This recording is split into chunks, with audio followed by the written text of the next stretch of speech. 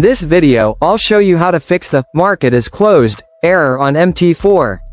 This message usually appears when you try to place a trade while the market isn't open.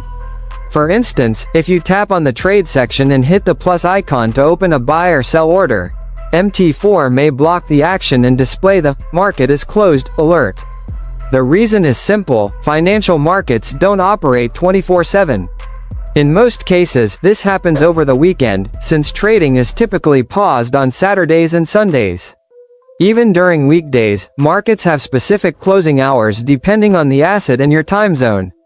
Often, there's a short daily break, usually around midnight, when trading is temporarily unavailable.